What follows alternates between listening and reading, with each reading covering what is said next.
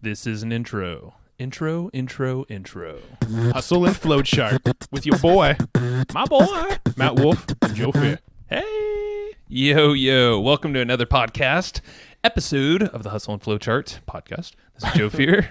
Matt Wolf here. I say podcast too much. You do. Sorry, I get too excited. I'm on recording. So today we have Dan Brock. He is nicknamed the Deadbeat super affiliate. Yep.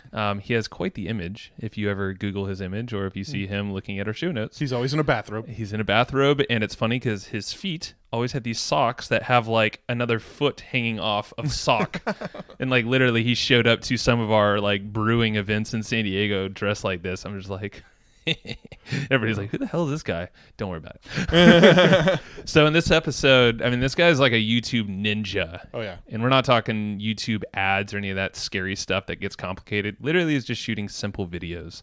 And then guess what? He's not even selling his own products. He's selling affiliate products. Yes. And it's amazing. And you're going to learn step by step on how exactly he does this with literally step by step and specifics. So get ready to take some notes. Yeah, this is literally a tutorial on how to create really simple YouTube videos and earn affiliate revenue off of them over and over and over again. And Dan is just killing it doing this. He kind of gave us some behind the scenes numbers, and holy crap, he's doing some big numbers doing this stuff. So exciting stuff, and he breaks down the entire process. Literally, the generous dude teaches you basically a masterclass on this in this call. So let's go ahead and dive in with Dan Brock. See ya. All right, Dan, thanks for hopping on. I'm first one of the day, man. First podcast. Joe hasn't had enough coffee yet. How's it going? What's going on, man? What's up, guys? Joe and Matt. Thanks for having me on your podcast. Really ready to. I was taking a nap and I heard their Skype message pop up, and I was like, "Oh crap! We got a podcast today. Awesome, let's do it." Well, you had a different response, but we won't sit with that response. What's your brand name again? Oh yeah, my name's Dan Brock, the Deadbeat super affiliate. So the Deadbeat super affiliate kind of it fits right in there.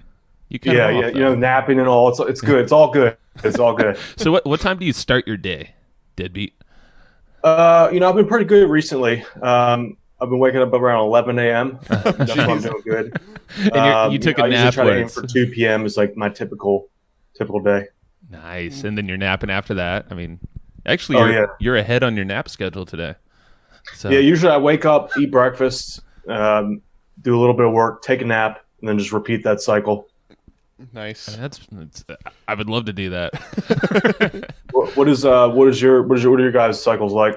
Well, once you have a wife and kids and stuff, things change a little bit. Well, so that's the caveat. Yeah, I'm usually up and going at around 10. I'm already up by then, but actually work mode 10 o'clock. Yeah, I'm usually up at about 7 a.m. at my computer about 10 a.m.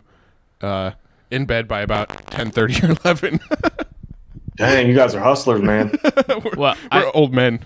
Well, I don't think he's working the entire freaking day. That would be bad. Oh, no. When I say in bed by 10, I'm usually done working like 5:30 or 6 and then just watching Netflix or something until 10:30. Matt's a nerd, though. He's always kind of working in some fashion. Yeah. What do you guys think of those dudes that wake up like 4 and 5 a.m.? I'm kind of envious of like a morning person, to be honest. Not that early, though. That's just ridiculous. Yeah. That's like my stepdad. That's like real work when you have to go to a job. Like, nah. I wouldn't do that by choice. I'm cool with 6 if I can get to bed early, But I don't know, man. Yeah, it's different scenarios for everyone, I guess. That's an important topic, though. Morning schedule. When you wake up, that routine is important for sure as an entrepreneur. For sure. Yeah, that's brilliant. Because we've had episodes about our morning routine, and we're pretty routine. It's just we get up. We don't get up at 11, unfortunately. I wish I still could. When I was in high school, that was like my weekend schedule. I'd get up at 11 and then stay up till 2 a.m. Hell yeah. That's what's up. Oh, man. No, part of me wishes I could do that, but I'm like, man, I like the morning, though, because like no one's awake, and then you're just like, it's freaking quiet. Yeah, but that's why I like the middle of the night. That's why I work till like 2 a.m., because that's the quiet time for me. I know it is. I debate. Yeah, I like the 2 a.m. hour. Just, it's pretty good. Everything's clear-minded and all that. You're more clear at that time than you take so many damn naps, so it makes sense. yeah, that's when I'm coming around the peak productivity around 2 a.m. at night, just ready to go after all those naps and all. That makes sense. So you're a deadbeat during the day, but I mean, at least it seems that way. But you're hustling, dude. Well, you got to do what you got to do. Well, let's go back to how you actually got into marketing and business and kind of tell that story real quick. Well, I've been doing this for a long time. I started in 2000, so I don't know how many years ago that was. Whether it be like 18 20 years ago, whatever that is. There was this video game called Diablo 2. Are you guys familiar with that game? I definitely am. Yes, I was a computer nerd. There was a item. There was this. Remember that boss Mephisto? Oh, I don't remember like the details of the game, but I do remember playing the game. So there was one boss in there where if you geared your sorceress the right way, you could kill that boss single-handedly in hell mode, and that boss would drop crazy gear. And I would go and do these Mephisto runs, and I would collect that gear and sell it on eBay. Oh man, that's awesome! Wow. Those would be $50. Some of those helmets and crap that would drop like $50, $60 each. So each run would be like on average $100. It'd take like 15, 20 minutes. A little longer sometimes, but that's how I got started. So I started selling on eBay. From there, I started a web hosting company that did pretty well. I screwed that up because I was, it was really successful, but I was like 17 at the time, and I was also doing like high school. That I would be at high school full time there. So I just kind of burnt myself to the ground. You know what I mean? Because you don't have so much time in the day. What did you do with that company? You just let it die, sell it? Yeah, it just kind of died out. At the peak, it was so awesome. It really just grew too fast. I learned that lesson on that. Everyone wants to like explode overnight. But that's really not a healthy thing, especially when it comes to like a web hosting company where you have servers, you need staff. All that needs to be done systematically. So it just blew up. It was literally like overnight. Within a month period, it went from like 500 customers, I think it was like 250 customers. This is a while ago, so don't quote me on the specifics. It was like I had 250 paying customers, and all of a sudden the thing blew up. And within a month, I signed like 1,500 new customers within a month. So that's a lot of growth. That's a ton of growth. It's like I think it was like 7 new servers I had to buy. I had to hire 2 tech support people. I didn't know how to handle people as far as, working online. It became a cluster F pretty quick. Damn. In high school. That's blowing me away right now. Yeah, well, there's like that's nothing, because nowadays there's like 10-year-old kids are dropping off programs and video games like they're nothing. So That's it's like true. we're like dinosaurs compared to the new crop of kids coming up. We totally are, man. Yeah. All right. Well, that's crazy. I didn't know that's how you got into it all. Yeah. No, I love the story about the Diablo thing too. I mean, that was some big money. I think still to this day that's big money in like World of Warcraft and shit, right? Yeah, I think so. They have like the Counter-Strike gear, I think, is what's hot now. I don't know. I haven't really been in that scene, but there are these big network sites that they sell this gear. I forget the name of it. It's Counter-Strike, I think is what it is. Yeah.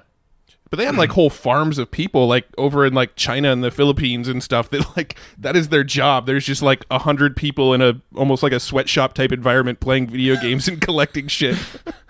Yeah, they were saying that there was a jail forced their prisoners to do it kind of off the record. So there's jail set these computers up and had these Chinese prisoners do it. Damn, that is gnarly. I guess it's better than lifting rocks and working on a chain gang. I'd rather play video games in prison than work on a chain gang. Let's be honest. So what happened after the hosting company? I don't like to say it failed, but I don't know. I guess you let it crash and burn. Yeah, crash and burn. Yeah, I would say failure would be a pretty good term for it, because that was a tough failure. Going from when you're so young, man, that one win, you just feel like the world's your oyster, and going from that to it took a while for it to decline. It took about a year for it to go down. That was tough. Going from that to that. So the next 2 years, I just kind of cruised off of the because that hosting recurring money comes in for a long time, like years, a matter of years. It's not just like it just doesn't die. As long as you do a decent job, a lot of people forget about it's $5 a month, so they sign up and they totally forget about it. Sure. So like that comes in for years. So I was coasting off that for like 2 years. I was just kind of casually learning. I didn't, my mind was pretty shattered at that point.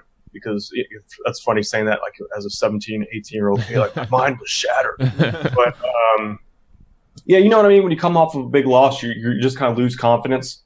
You kind of sit around aimlessly for like a year or two. Yeah. Trying to figure your stuff out. You guys not know what I'm talking about? You guys win all the time, or no? I hear it, man. You like your mind's like in a fog, you know, and you got fog, exactly. Yeah, maybe just not good to talk about that stuff. That's probably a good strategy. Dude, I totally relate. I had a good year where I was in a business that was doing really, really well. I got really burnt out on the business. I actually sold the business, so I actually put some money in my bank because I sold the business, and then literally had like a year where I just like wandered around aimlessly, not knowing what to do next. So I mean, I'm like right there with you. I've had that experience before. All right, good. I thought it was like some kind of freak or something. You're not alone. All right, good. Yeah, but you know what I'm talking about. That going from so high to so low. That drop is so freaking painful. I'm not really put it to words, like articulate this into like a cohesive thought, but it freaking sucks. Yeah. Well, how do you kind of mull out and then figure out your next steps? Yeah, exactly. Like take a step back and kind of analyze. I think is kind of almost like a crucial thing. It's almost like a required thing that you have to do, in my opinion. So yeah, after that, did the hosting. There was like a 2-3 year period where I was just like, shit, like can we cuss on this podcast? Yeah, do what you got to do, man. Okay, good. I was like, dang, like man, I just screwed all that up. So that's when I got into affiliate marketing, because I noticed that some of my hosting customers were doing that. I was because as a web host, you have to kind of go through the sites every once in a while and make sure everything's up and running.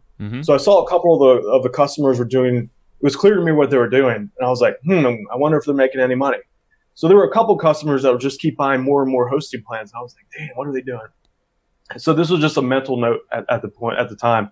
So I was like, all right, affiliate marketing, that seems like a little bit less stressful in the sense that you don't have to do customer support. You don't have to ship anything. All you have to do is focus on selling stuff.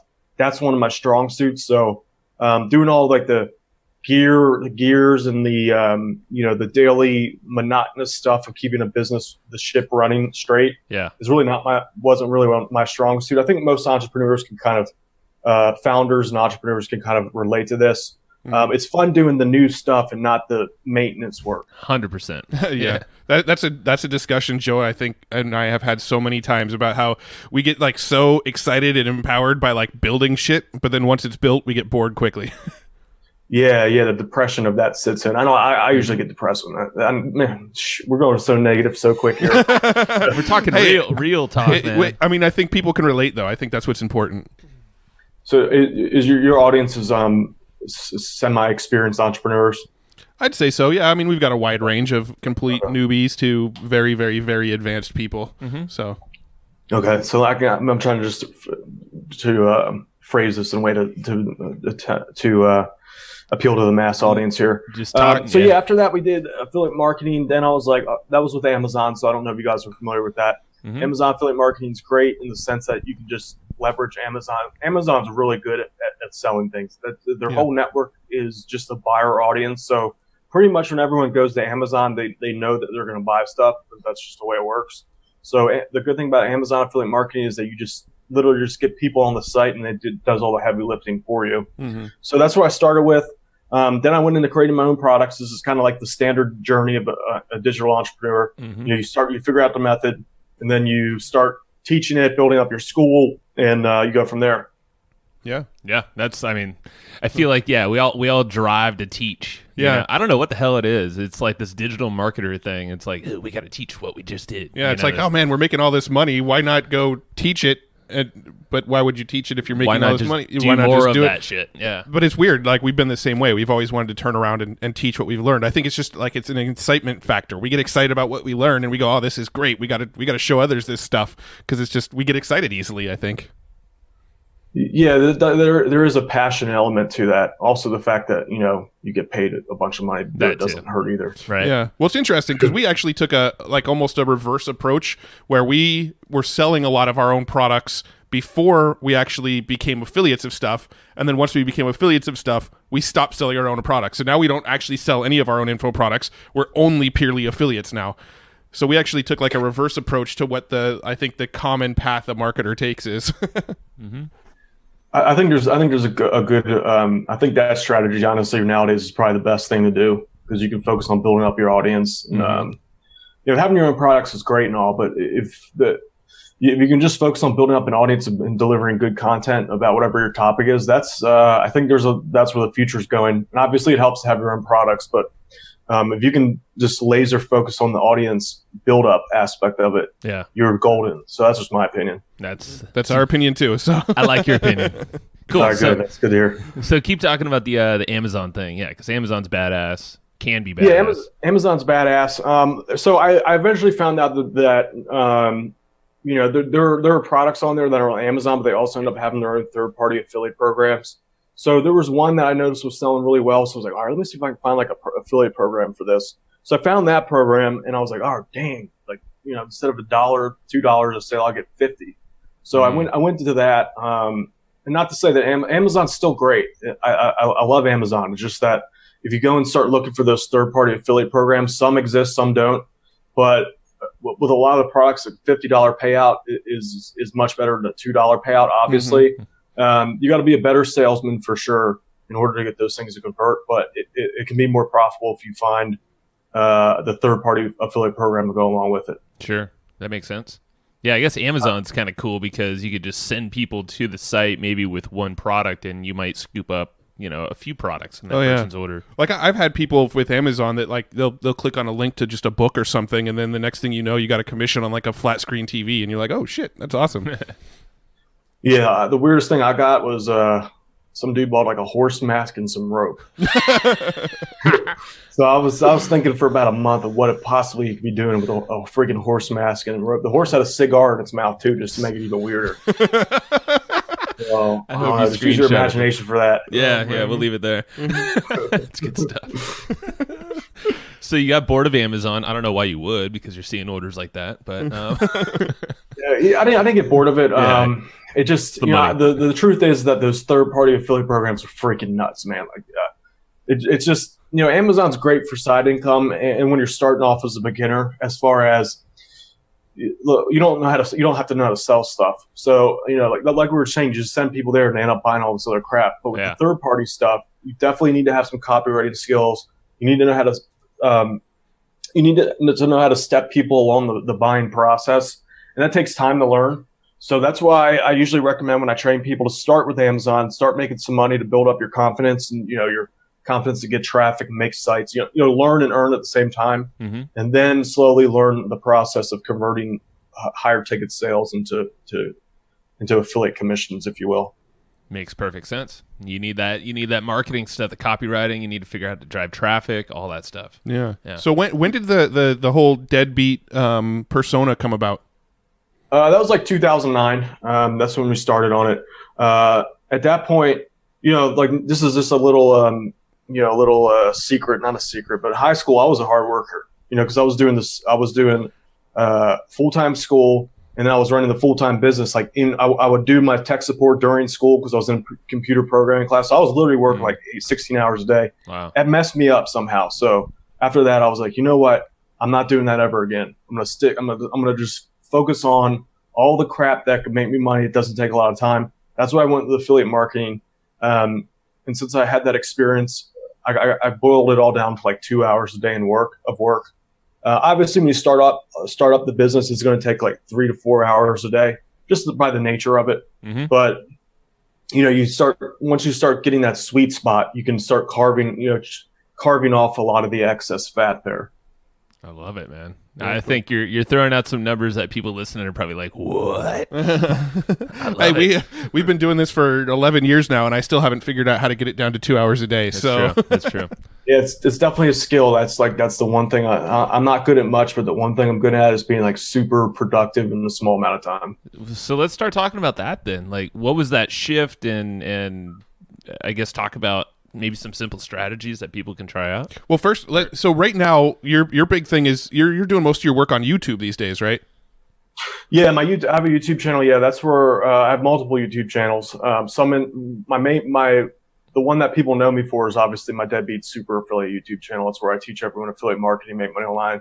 But I have a lot of niche channels too in various health and like home remedy. And I have one guitar channel, acoustic guitar channel. Ooh, interesting. So, yeah, YouTube's great. Is that where we want to go with this in the podcast today about? I think so. Yeah. YouTube is? Yeah. I think we should talk about YouTube. Now, I'm curious. When you do the YouTube stuff, you said you're in the health niches and guitar niches and stuff like that. Now, is that actually your face and your brand and your name on that stuff? No, those ones I don't. Those ones that's the great thing about YouTube. People think that you have to be able to like be on camera and do all this crazy crap. Like, I don't know if you guys know about like Logan Paul, and everyone knows about Logan Paul at this point. Like, you don't need to do that crazy stuff at all to make money with Amazon. A lot of my channels are just PowerPoint slides or whiteboard videos, those style videos. Really just kind of like I like to think of it as those school presentations that they made you create back in high school and college or whatever, but now like you can take those, condense it down, and actually make money from it. So it's the same thing. It's really not much different. So a lot of what you do now is like slide presentations, PowerPoint, keynote kind of things where you're just kind of walking people through something. Yeah, screen capture tutorials. Screen capture works really well. Usually what I literally just do is I fire up PowerPoint, I make the slides, and then I'll do like use Camtasia or OBS is a free one, and just I record the pane, the PowerPoint presentation window pane with the software, and to go through the slides one by one and just narrate it. Very cool. So talk about because that's all, like, I built my business doing that kind of stuff too, but selling stuff to clients, not affiliate. What's your flow? Like, do you have kind of like a flow for these videos? Oh yeah, absolutely. Yeah, there's a formula to it. That's what took me a while to figure it out. Yeah. When I first started on YouTube, I was like, man, this YouTube shit just does not work. It's just like I'm getting views, but I'm not making sales. So it took me a while to hone in. There's like a specific formula that you have to follow from A to Z to not only capture people's attention, but like take that attention and step by step convert them over to wanting to buy stuff. So there's a way to do that. Excuse me. Coffee's getting to me.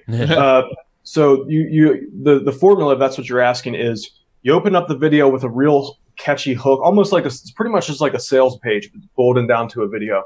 You got your headline for the video, usually something very like curiosity based, or like this is some. I usually go from the angle like you watch a lot of videos, but what I'm going to show you here today is something that you probably don't know at all. Blah blah blah. So I go from there, the hook. So let me rewind. So let's say the topic is, let me just pick a random topic here. Yeah. So let's just go with like wart removal. Wart removal is one of my channels. Okay. It's a smaller one, but the wart removal will be like, the video will literally open up and be like, all right, so if you're here right now, you probably have warts on your finger and you've tried pretty much everything. And what I'm going to teach you here today is probably something that you haven't learned yet, but it potentially can work pretty well depending on how bad your wart is. So with that said, get ready. Here we go. And that's when I drop out the tips. So it'll be about 2-3 minutes of tips or so. And at the end of that, that's when I do my call to action to go to the website, which is usually it's either an opt-in to go to an opt-in page, or it'll be a product review page. So either one of those works. What you want to, the question a lot of people ask is like, when do you go for the opt-in versus when do you go for the product sale? Yeah. It depends on the niche. With something like, the way I look at it is something like wart removal, and you can argue this too, that this is not the case, but something with like wart removal, since it's an embarrassing problem and it's not really passion based, like no one's going to subscribe to wart removal for like 2-3 years. Right. They might, but So with that situation, I'm usually like, let's just go for the sale right off the bat. And I don't really, obviously like you can make sales with the follow up, but with those type of niche markets, I don't really care about those. So I'm just like, let's just make money. I get it. Now, I mean, it's an immediate problem someone's trying to solve. Yeah, especially when it's something they want done right here and now. Yeah. So yeah, that's just that. Passion-based topics, anything where someone's going to lifestyle type thing, like acoustic guitar, for example. People will, some very passionate people with hobbies, any hobby thing like that, you totally want to build a list because there's going to be a continual interest in that that could potentially be the rest of their life. Yeah. So that's just my thoughts on that. Very cool. Now, so you said that you'll list out your tips on, for example, wart removal. You'll list out a bunch of tips that'll help people out, then send them over to a product.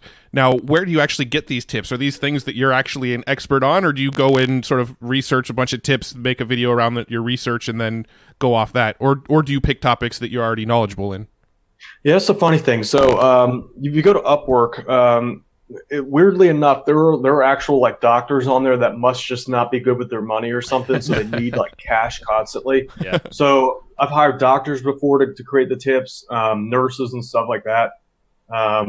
So they're out there. So I was really surprised. Like I remember I put an ad out there to get one of my Usually I start, to rewind here, usually I start with like getting the ebook made, and I just break that down into videos. This way you can repurpose it and use it forever you want. Like if you wanted to create like an Amazon Kindle book, which I've done in the past, that works. So yeah, just do that. It's crazy. I guess they have some kind of, just because a doctor doesn't, and they make a lot of money, doesn't mean they're good at like managing their money. That's one thing I've noticed. Yeah. So, although, doctors are very, very smart people. So, but it's not really about intelligence. It's more about discipline and emotional state. Managing money is. Right. Yeah. So some people just, I guess, they haven't learned how to do it yet. So then they end up on Upwork, like pretty much close to broke, and they need cash. Man. So you'd go on Upwork and what would you do? Would you like call them up and interview them, or would you just send them a list of questions, or, what do you do once you find someone on Upwork that's knowledgeable about that? Yeah, usually what I do is I'm just like the little cover job. I post what I want the job, and I say I need someone with experience, either like nurse somewhere in that field, or I just say someone that has a lot of experience with, like, say your personal, if you have some kind of issue with something, and you have experience with it, then I'll consider you for the job. And you don't really know for sure, but then sometimes the doctors will apply, and I'll be like, all right, so what are some examples of things that you've done? And then they usually post articles of medical articles of things they've written, so you can verify it that way. Unless I guess they've stolen the doctor's identity, which is definitely a possibility because you don't really know for sure. But you can tell by the quality of the information that they kind of know what they're talking about. And then you would hire them and then interview them, or just email them questions, or what's the next step once you find the right person? Yeah, I do recommend that I call it like a Skype Rolodex, and I just kind of segment my Skype out by different types of outsourcers. So like some of my Skype, I'll when I add the person to Skype next to it, I'll just give them a grade after they do a job. So it'll be like C+, programmer, and here's his talents. He's unreliable but cheap, or he's reliable. I like people that are super reliable. Just going on a tangent here. So like reliability and speed and turnaround is more important to me than quality of the stuff they make, in my opinion. Obviously, there's exceptions to the rule.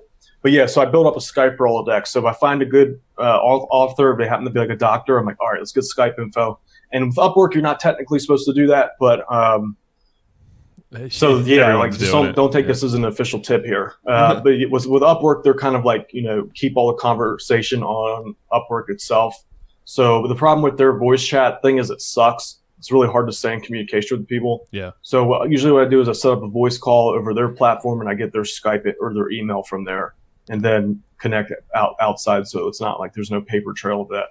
Yeah. But you shouldn't be taking this as like, this is just things that I do, on every once in a while, so to speak. So the rules on Upwork is you have to keep it on Upwork. Right. And it's not the end of the world. Like I've got, they've sent me a warning before, but I think it's, it is what it is. Maybe I shouldn't be recommending this tip. Well, you got to be careful too, because I know they kind of read, or they like have triggers for messages and stuff like that. Yeah. So because I used to do that back in the day. Yeah, I've seen stuff where if the word email or Skype pops up in one of the messages you send to something, like a little warning will pop up saying, "Hey, we just want to make sure you're keeping it on Upwork." Dude, you gotta. It's same thing with like Airbnbs, when they don't want you to like start calling homeowners and doing deals on the side. So I've like when I rented a place in Chicago, she had to code it like the symbols on top of the numbers on your keyboard. She's like, look at your keyboard. This is my phone number. Hashtag blah, number sign. That's so funny. Yeah. Gee. So it's clever. Hey, I did that in Maui too. Actually, we went around it.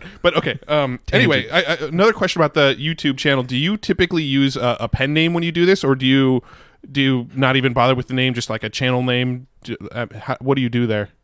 Yeah, for the channel names, I put my keywords in there. I typically do that with my niche sites. With like my Deadbeat Super Affiliate one, obviously I'm always in that personally. Got it. Other ones I use pen name usually. Hey, let me back up to the Upwork tip. I just want to just make this clear. I always do all my work through Upwork, even though like when I do conversate with my outsourcers outside of it, I always run it through Upwork anyway. So it's not like I'm ripping them off. No. They're still getting paid the same exact they would. For sure. Sure. Well, now that that's out of the way, let's go back to the YouTube tip. Your conscience is clean. So I just do pen name.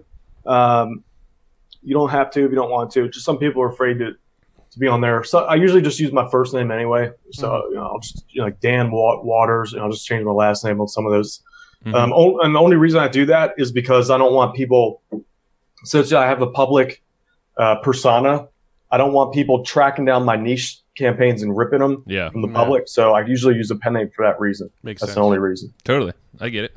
I'm just curious now. Okay, so we're talking about YouTube. Do you have, well, you know what? Let's see. Take a step back. So we're talking about YouTube. That's your channel for basically traffic, right? Are you doing organic traffic purely? Or are you doing any ads? It's all free traffic. I'm finally like starting to do ads. The great thing about YouTube is you can get insane amounts of high quality free traffic. That's like the main benefit of YouTube, and it's pretty freaking easy. So I've not done any paid traffic up to this point, but I finally have got in order to do paid traffic, you have to have a freaking business, a massive business set up in the back end there to recuperate the ad costs. So it's not like, let's just do paid ads today. You have to have stuff set up, and that takes a while to set that up. So that's why I haven't done it up until this point. Got it. So what I want to kind of do now is I want to sort of step all the way back, and let's say somebody's listening to this and they're like, this is great. I want to go and try to sell some stuff using, affiliate videos on YouTube. Do you have any recommendations or tips on just that initial setup of a YouTube channel? Like what sort of process should they go through? How should they set it up to set themselves up for the best chance of success? Yeah, when you're starting out, I recommend that you go super niche market. Just a good example of this would be instead of just thinking of the idea here. I'm trying to think of something off the top of my head. Instead of like here's a good example. Instead of doing a generalized photography channel, which by the way is a great niche on YouTube, you could do a photography for income or like making money with photography. It's more niche down. I guess a better example of this would be instead of how to lose weight, how to get rid of fat under your arms or something like that. Like a very, very small segment of it. As a beginner, I recommend that simply because you'll get results faster. You'll get to learn the ropes. And you can totally segue out from there. Like that 6-pack abs channel. Have you seen that? So called 6-pack shortcuts. Yeah. They all started with just 6-pack abs and they worked their way out from there. So you want to kind of spearhead, I guess is what I'm saying, in a specific niche, sub niche. And then once you get some territory from there, just kind of like in the game of Risk, you kind of slowly but surely move your way out to like adjacent territories. So if you're going really small niche like that, let's say like the wart removal example, how many videos could you make on wart removal? It seems like you'd have 2 or 3 videos, and then that would be the whole channel. Yeah, that's kind of like where the creativity aspect comes in. So what I'll do with that, I also forgot to mention that I'll also hire a Fiverr like video presenters to do things. So I'll literally just take the script for my PowerPoint videos and have a video presenter literally just pretty much say the same thing back, but a different style of video. And you'd be surprised, like all my niche channels have like at least 10 to 20 videos on them. So some of them repeat some of the info, but I don't really think it's that big of a deal. Well, yeah, and you got to think people aren't usually watching every damn video in your channel. They're going to find you all different ways. Exactly, yeah. I didn't mean to cut you off there. No, that's super cool. So I wanted to go back too with, so you have your channel set up and all that stuff. How do you actually get some traffic? So you said free traffic's easy. Obviously, you're not just throwing, videos haphazardly up there. Do you have some tips there for SEO and grabbing some traffic with keywords? Yeah, definitely. The base of getting YouTube traffic is definitely mastering SEO. So for all the people out there that master Google SEO, it's very similar. It's not quite the same, but it's pretty damn close. So if you have any generalized SEO knowledge, you know work keywords, if you need to know how to find long tail keywords, that's one of the keys there. So that's one of the keys. You want your keywords in the title, obviously.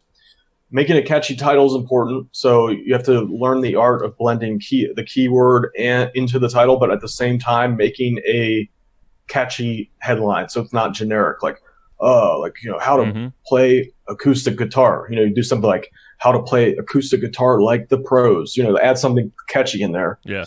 So that includes the way YouTube works is it's all about kind of click through rate there. So thumbnails are important, catchy title, kind of edgy title. A lot of the results come from a video that gets a lot of clicks. So that's kind of half the battle. The other half the battle is making sure that you're able to keep your user's attention throughout the whole video. So you want like a 50% on average. Let's say if 1,000 people watch the video, at least 500 of those need to stay till about the 50% mark. So yeah, that's crucial. So there's skills to that. That's kind of like a skill, but there is a systematic way to do it. It's just that it's something you hone in over time, just like a martial art, for example. Like the teacher can show you how to punch, but like you have to make a bunch of videos to where that's really honed in. But you can still base it off the right form and have a huge advantage of that. But there's a lot of little subtle things that you kind of pick up over time. Makes sense. No, that's killer. And so, I mean, that comes down to kind of like a lot of copywriting stuff, right? Just kind of using wording that makes people want to know kind of what comes next, right? Yeah, exactly. Yeah, if you have a good grasp of SEO and copywriting, you pretty much have like 95% of the equation. Very cool. That's cool. Very cool. That's why copywriting is important as a skill. Now, you mentioned thumbnails. Do you have any tips on making thumbnails that stand out? I mean, what sort of things have you seen that have worked to make people want to click on a thumbnail? Yeah, that's the thing about thumbnails is that it's kind of like an ever-evolving thing, because usually there's trends with a thumbnail, and like the key to getting a good thumbnail to really work is to have it be the opposite of what everyone else is doing. So right now what's working is words in the headline. So I mean words in the actual thumbnail. So you definitely need to have words, only a few words, not like a whole sentence. You want just like the main, whatever that gist of your video is about, bam, right there you want text on there.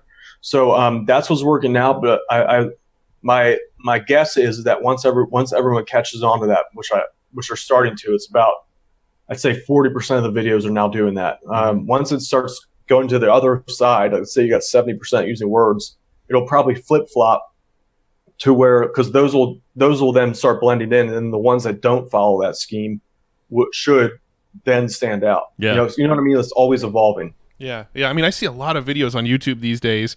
Maybe it's just like me and the types of videos I watch, but I see a lot of videos of like with women in bikinis, and then you click on the video to watch it, and there's like literally no women in the entire video. It's like a video about like stock exchange trading and stuff. I'm just imagining Matt like scrolling through the video. He's like, all right, where's that shot? Like, come on, let's find it. No, well, I watch a lot of videos on like trading and investing and like stock market stuff, because I'm a nerd about that stuff. And there's like a lot of videos in that niche that it's like, how to day trade X, and like the screenshot will be like a woman in a bikini. And like I click on it because the title grabs me, and because there's a woman on a bikini, but I watch the video and it'll be like the whole video is a screen share video. I'm like, what the fuck? That's proven strategy. It's click-through rate, bro. Come on. It's all about the click-through rates. Yeah, that would technically be against. That's called clickbait. But if you want to avoid that, what they should have done is just had a quick little image of that girl in the thumbnail. Just have her pop up like, "Hey, if you want to get good at the stock market, girls love dudes that are good at stocks." Exactly. And that's it. Yeah, with like a little word bubble or something coming out of her mouth. Yeah. Tie it in there. Yeah. Got it. Yeah, it has to be in there. That's considered clickbait if they don't do that. Makes perfect sense. Some people that I follow are going to be in trouble soon. Then that's it will eventually. Eventually, that does catch up to you. And what happens if you clickbait? The video gets removed. So yeah, you got to be careful. Like it would suck to have how many views are on that video? Like a couple million, probably. I don't know specifically. It's just something that I've seen a few times. So it would suck to lose that video. I mean, totally. those videos are assets, so you have to be careful about that. So I guess talk about your assets really quick. I was just thinking about that. So you have all these videos. I mean, I'm sure that's like 90% of your assets. You obviously have some landing pages, it sounds like, review pages, and then what? It's the affiliate offer, right? Yeah, if you want to keep it simple, that's the best way. That's usually what I recommend for beginners. Like obviously, there's a huge advantage of building an email list. When I train people, though, since I'm going after the super beginner, since everyone here is kind of on the podcast, probably like intermediate, or at least they're not quite beginner. Yeah, I'd say our average listeners probably then that intermediate level is probably the average. Yeah, intermediate. Yeah, that's what I guess, because the podcast is kind of more of an intermediate type thing. Where is it going? Oh, so my YouTube channel is like primarily geared towards beginner to intermediate level. I do teach a wide. I pretty much teach anything I can think of, but where I'm going with this is like when I teach beginners, I want them to just start making money as soon as possible without all without all the hurdles along the way. So things like setting up email lists, doing email stuff, while that's very powerful and the way eventually you want to go, I think my main goal is just to start building up confidence in people by making them get their first sales, even though it's not the most, the 100% proper way to do it. My main goal is to start making money right off the bat. Mm-hmm. So that's why I recommend just doing, if you want to keep it super simple, make your YouTube video, send it to a review page, and then let that do its work. Okay. So do you pretty much, you never really send straight to an affiliate link from a video? You'd kind of send them to a review page first? Some people do that. It's just a little bit in the gray area as far as YouTube terms of service is concerned. They have a mention about affiliate links in there, and it's not 100%. I think they purposely keep it gray so that they can do on a case-by-case basis use that against you. Got it. So that's why I typically send to my own site first. Now, what do you use for those intermediate pages, those review pages? Is it just a WordPress blog? Do you use something like a lead pages, or what do you use for that? Yeah, so it depends. Sometimes I do a custom-made squeeze page, or you can just use Get Response squeeze page, or if it's a straight-up affiliate review, we use WordPress. Okay, cool. Simple. Yeah. I like to keep it simple. I think it's just the best way to do it. Yeah. So I guess, is there anything, and I know you have a whole course on this, and we'll drop the name of that after, we're done here, of course, or wherever you want to send them. But is there anything YouTube related that you think you just want to get off your chest right now, to something we might have missed or glossed over? Oh man, there's a lot of stuff. Let's see here. First thing that comes to mind, that's like I would impact. say Yeah. we've been talking about the PowerPoint videos. It's really easy to underestimate the power of that style of presentation. I mean, I've tested this before, and typically the PowerPoint videos do just about as good as the in-person videos, if not the same. So it's pretty damn close. Obviously, like, there's a benefit of being on camera. You build up your personal brand. People get to know your name a little bit more. You can start building up more of a personalized, and that's an asset too. That personal brand that you build up, that's an intangible asset. But the PowerPoint videos are pretty freaking powerful, and they convert really well. Especially, I think, Joe, you said you've done videos for me in the past, so you're all too familiar with that style of video that I'm referring to, right? For sure. Yep. Now, so they work. They freaking work well. And when done right, and it's just all about the copywriting as far as keeping people's attention. You have to have the words on the screen. That helps a ton.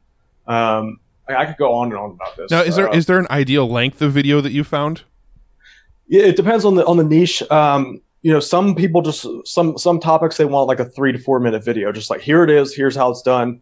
Let's get it on. And what I found though in general, if I had to put a time frame on it, about 10 minutes is kind of like the sweet spot. Got it. Okay. Yeah, it's one of those things you don't want to make it look overwhelming if you're just trying to remove a wart. But you don't want a 2-minute video where it's just some hack job, video that just got thrown up there. Do you leverage Facebook advertising at all in any of your videos? Like, do you make any money from the YouTube ads? Not Facebook, the YouTube like AdSense stuff? Yeah, that's a good question. I found with the style of markets that I go in, which are like the non-entertainment. Like, if you look at Logan Paul, he's killing it with AdSense. But even still, I found that AdSense is like less than 10% of the money that you can make off of YouTube. A lot of creators. I went to Vid Summit. It was like 3 months ago, and this one person had one. I don't want to get too into specifics here just for the sake of it. She had like 1.5 million subs, and she was making like $6,000-7,000 a month off of AdSense. I was like, geez, my God, like, you have no idea how much your money that you could potentially you're literally wasting by not knowing these other tactics, like using affiliate marketing or building your email lists and all that stuff. She could 10x that easily. Oh yeah, for sure. For that's probably like maybe more. 10x easily, exactly. Yeah, just and then put it 10x easily. If you were selling your own products versus affiliate products, you pretty much use the exact same process, right?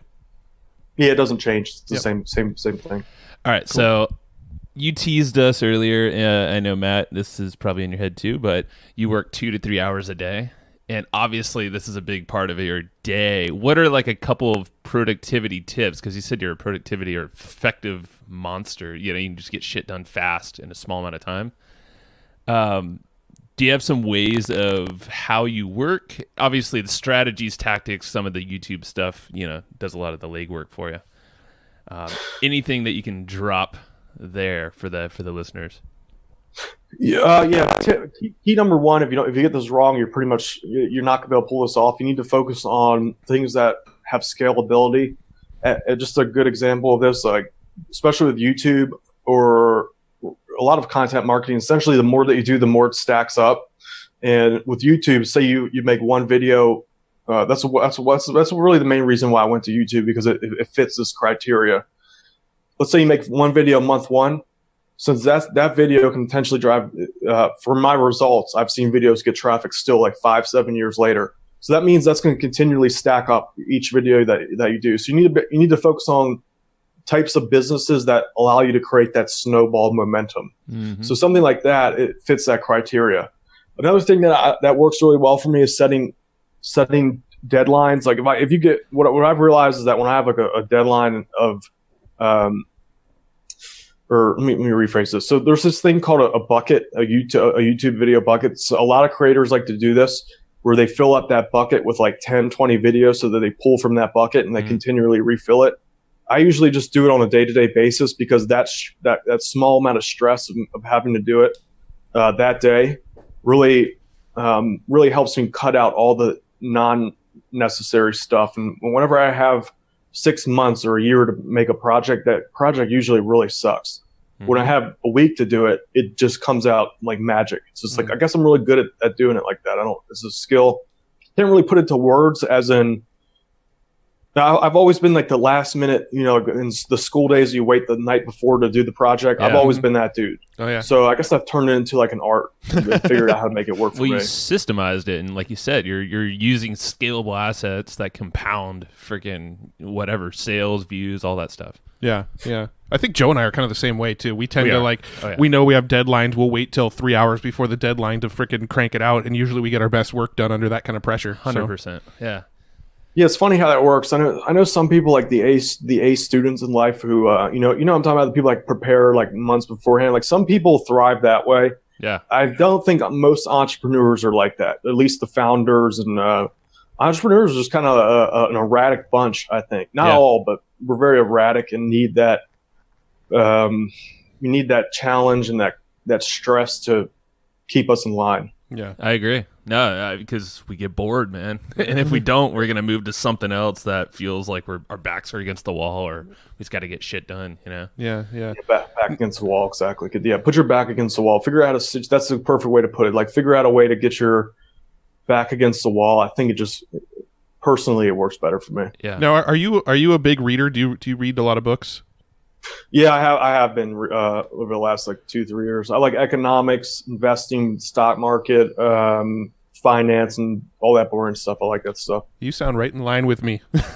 That's pretty much stuff to know. That's the stuff I read. I learn about technical analysis, fundamental analysis. I study SEO. Pretty much all the most boring technical topics you can think of is like what I nerd out on. So what's a good go-to book that you'd recommend there? I've been reading the ones I'm reading now are Benjamin Graham's Security Analysis. That's a hard one. It's been hard for me to read. Just that guy has a weird style of writing. I just bought Adam Smith's Wealth of Nations. Mm-hmm. I'm waiting for that to come in. That's a huge one. I just finished up Thomas Sowell's Basic Economics. That was pretty good. Mm-hmm. As an entrepreneur, I think those things are important to know, even though they don't really relate to making money online. I think business-wise, it's kind of like, where they say musicians, if you learn to play the grand piano, it just makes you a better musician. Mm-hmm. I think that's like, say you play the guitar, it's like play the guitar and learn to play the freaking grand piano on the side, because that increases your overall like musician caliber. I think that reading these books is the same thing. Yeah, I agree. Now, are there any books that that are very super relatable to the type of stuff you do that you can recommend, maybe on specifically YouTube or SEO or copywriting or anything like that you found have really helped with the stuff that you do? I'll be honest, say just because the style of this industry it moves so fast that the books, I guess there are some decent ones, like Russell Brunson has some good ones. Brian G. Johnson has a book on doing a YouTube channel. Mm-hmm. But the nature of our business, it just moves so fast that I think learning through YouTube videos, you can learn a lot from those, especially in our space. And in networking events. If I don't recommend people go overboard with the networking events, but at least to pop in every once in a while to figure out, what's working for everyone. Yeah. I think those are the best strategies. Agreed. Are you coming out to San Diego next month? I think For traffic conversion? Yeah. I've been contemplating it. I was going to do it, but man, I get thrown off my game. Like, since I make all my money from my own activities online, there's really not much of an immediate benefit of doing the networking for me right now. Yeah. I don't know. You think I should come? Well, we'd love to see you again. But, It was we a good time. live out here, so we don't have tickets to the event, but we're going to be around at the hotel every day. And I think we're holding another beer event too. we're putting on another one of our overtime beer events. So I know you really like the brew that we made, so yeah. All right, sold. I'm coming. Nice. All right. Yeah, I think I'm gonna come. Yeah, just pop it. The traffic conversion usually is a pretty good event. Yeah, it's fun. So last kind of couple of questions. What's the YouTube product that you have right now that teaches all this stuff and really dives in depth with it? Yeah, so I do have a YouTube business system. Basically, teaches you A to Z from everything I talked about here. You don't have to show up on camera. I know everyone's afraid of that. So that's obviously you can if you need that kind of that gratification. Some people like that. I personally don't. But if you want to show up on camera, you can, but you don't have to. I have all the strategies, the templates, everything you need to build a YouTube business from scratch, regardless of your experience. And the good thing about YouTube, it's one of the few online business models where you can essentially do it for nothing. Obviously you need things like $50 to pay for. You need like an autoresponder. You don't technically need it, but it'll make your life a lot easier. So a $15 a month autoresponder service. You need like a domain name. That's it. It's really all just intellectual capital. So that's the one thing I like about YouTube. And with that said, even though there is, it's good to be in a business that has a barrier of entry, but it's not too high for the average person to get in. The thing about YouTube is a lot of people have this misconception that it's harder than it really is. So that's what keeps out the average person. I teach that all in my Tube Tycoon system. That's tubetycoon.com. Nothing left out. Everything, regardless of your experience. A lot of people are like, oh my God, I'm ugly, bro, so I can't do videos. Doesn't matter what you look like. You don't even have to really speak English that well either. So that's true. Or you can hire people on Fiverr for cheap. For sure. Fiverr's a great resource. Still is. And what's your main YouTube channel that you like to send people to watch? Yeah, so my Deadbeat Super affiliate, it's Deadbeat Super affiliate. You can just get there by going to youtube.com/Deadbeat Super affiliate. So that's where I teach everything from affiliate marketing, make money online, do a little bit of copywriting stuff. I know you guys are much more into copywriting than me. So maybe we need to do like a collab or something. I know people ask about that. We'll be a special guest. Shows up every now and then. Yeah, I'm down if you guys want to come in. I can. That could be fun. Yeah. All right, cool. Let's do it. Nice. I'm writing it down. Yeah. Thanks for having me on, guys. I appreciate that. Yeah, and we'll link up all this stuff in our show notes too. So if you you search for Dan Brock or Deadbeat Super Affiliate on our website, you'll find his show notes and find all the links to this stuff as well. Yeah. So thanks so much for joining us, and it's been awesome. Yeah, man. Thank you, Dan. It's been a lot of fun. Thank you, guys. All right, buddy. See you. See you. All right. Thank you. And I hope you just enjoyed this episode you just listened to. Now, right now, before we sign off, I have a few things I would love for you to do. So the very first thing is to go find our guest on Facebook and tell them that you loved their episode with us. That's going to help them just feel good about themselves, but also it's going to spread the word a little bit more for us. So go find them on Facebook. Everybody's on Facebook, and go say that you love their episode and maybe one cool thing that you learned there. The second thing is to go to iTunes and subscribe to our podcast. Just look up Hustle and Flowchart and hit the subscribe button. And the very last thing, the third thing, is to leave us a review on iTunes or wherever you're listening to this podcast and help us spread the word more. That's how more people are going to get this awesome knowledge, this cool podcast training, and a whole bunch of other cool free training that we give out at evergreenprofits.com. So that's about it. Go find them on Facebook, go subscribe on iTunes, and leave us a review. You would be amazing if you did that, but you're always amazing. So thanks for listening, and we'll catch you in the next episode.